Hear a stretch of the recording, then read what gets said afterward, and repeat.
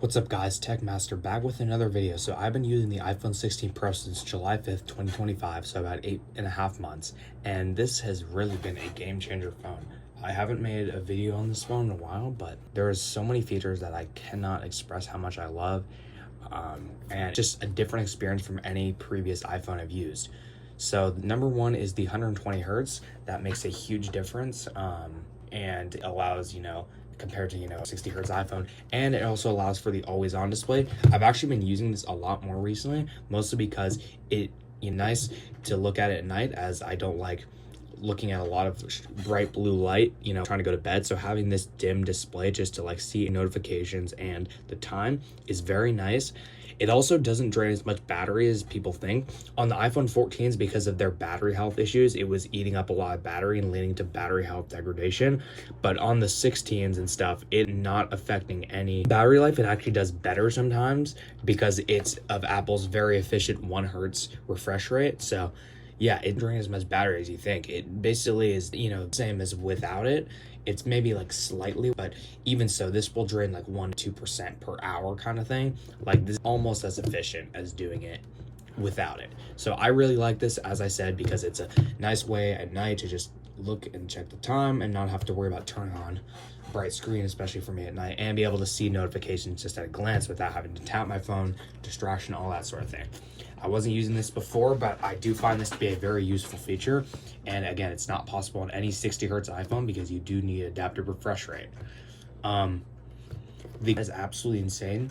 The sensors are bigger. The 16 cameras I had no problem with, but this one is definitely less noise. I have a lot of sample photos that have a lot more detail, and even though a little sharper and all that, but this, there's a lot less noise. That's an example. Sky. As you can see though, these photos just genuinely have less noise, and there's more because especially the 48 megapixel pro raw shots, the detail is strikingly good. Especially low light, that when I was in Arizona. I mean, look at that detail. Everything looks super sharp and bright. There's no like the photos and all that. It just looks awesome, especially these cars and just the background details, nothing blurry. When you zoom in, especially, there's no blur. It looks very sharp all the time, especially in that kind of lighting. It looks excellent.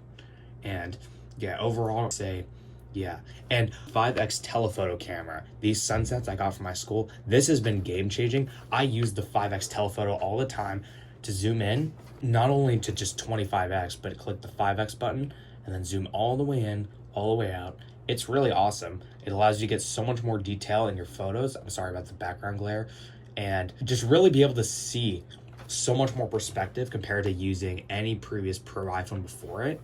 The 15 Pro Max obviously had the 5x telephoto, but the 15 Pro, 13 Pro, 14 Pro, all those didn't have it.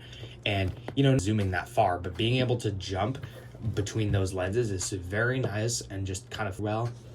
And yeah, that's a super nice feature that I really like using. Now has been excellent. Obviously it has 120 hertz, the A18 Pro chip and 8 gigs of RAM with Apple Intelligence. I don't use Apple Intelligence that much, but it is a nice feature. But also another thing that's been definitely better is overheating. This phone doesn't get hot. On previous versions of iOS 26, which were really problematic, when the first versions of iOS 26 came out, it had tons of overheating, lag, and it was so problematic. Just across my phone was just so stuttery. And now it doesn't overheat, and I can use Snapchat no problem with no overheating. I'm doing tons of background activity, having location services on. That will be an issue, but otherwise, pretty good. And that is very nice to see.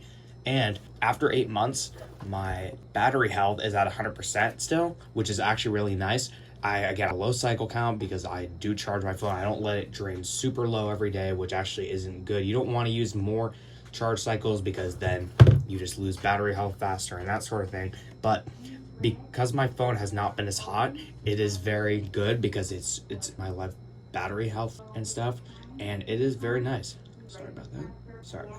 And yeah, just general smoothness is very nice.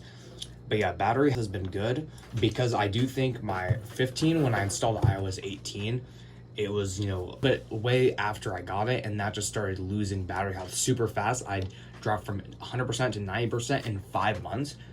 and I had to put low power mode on, and just overheating my phone a lot. So the thermal system in this phone is definitely better. Again, not as good as the 17, but I'm honestly glad I went with this phone over the 17, because excluding if you're pushing your phone to your limits and doing gaming and that sort of thing, the 17 is better in a few ways, like the vapor chamber and battery life a little bit. But other than that, the 16's build is better. I don't like the aluminum. iOS 26 has not really made the 17 Pro's battery life any better. There's been all sorts of issues with the 17s. And yeah, people from older phones, the 17 is going to be good. But for me, I'm glad I went with the 16. I really like the titanium. It's just sleek, very beautiful phone. And I have this D-brand case on it, by the way. It's the Teardown of Area 51. I'll put a link in the description. Excellent cases. Absolutely love D-brand. I've been using them now for a couple, the few phones I've had. They are awesome. Highly recommended. But yeah, overall, I will definitely say this phone is so good, and now that it's gone down in price, this is going to be very close to the new 17E, and it is a better phone in every single way. There is no comparison. The 16 Pro is going to be one of the best Pro phones to buy, especially if you don't want either the regular 17 or the 17E. This is going to slot right in between them. If you want a previous Pro iPhone, go for this one. You will not regret it. Just make sure battery health is like above, but otherwise it should be pretty decent, because yeah, the overheating and having, rate also will help in the long run too. I know one of my friends has the iPhone 14 Pro Max with 84% battery health, and just the general adaptive refresh rate helps with efficiency compared to having, 60 hertz iPhone, which drains way more battery. So yeah, overall, I just love this phone, and I cannot stress enough how good it's been. It's fixed a lot of previous issues with my other phones, and yeah, I will plan to keep this phone for the next few years. And anyway, guys, that pretty much covers it up, and I'll see you guys in the next one.